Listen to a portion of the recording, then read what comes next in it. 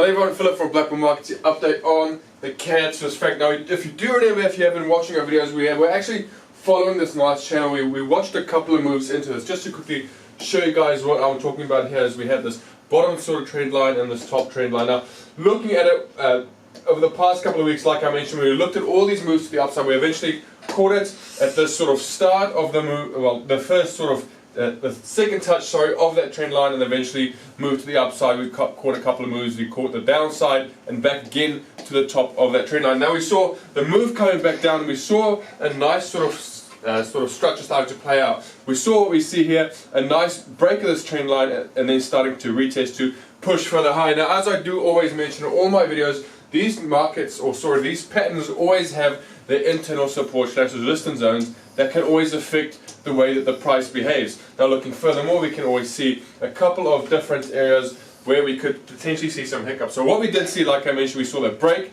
and the push back up again to retest and then push back down. Now what we saw is a kind of halt here on the support. Now if we look to the left, like I mentioned in those patterns, we saw some nice support being created, support again, a little bit of resistance with that wick, and again a bit of a consolidation zone. So we're now seeing this sort of consolidation zone starting to form here. We're looking for potential breaks to the outside. We saw push down, looking to the left, we saw some more consolidation back to this area. So this kind of explains everything what we're looking for.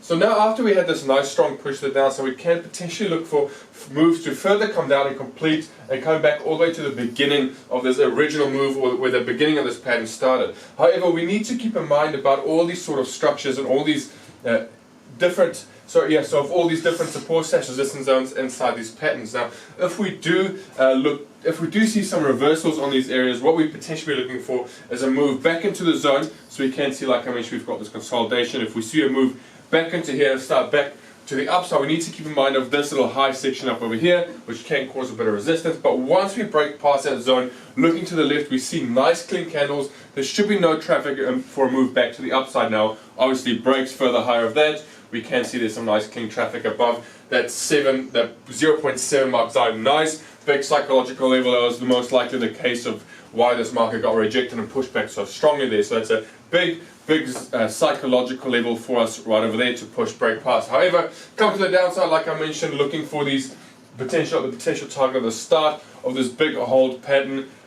Need to keep in mind of all these different support / resistance zones. We could see similar sort of patterns of what we see here and here and here.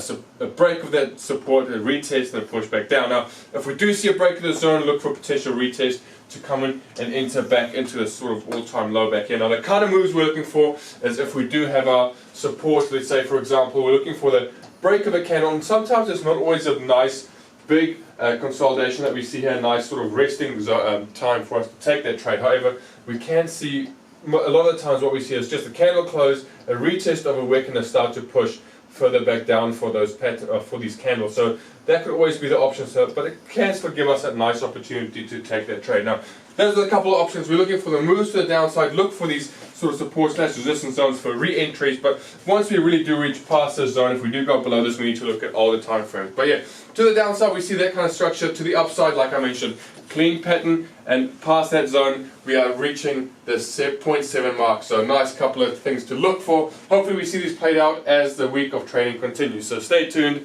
trade safe.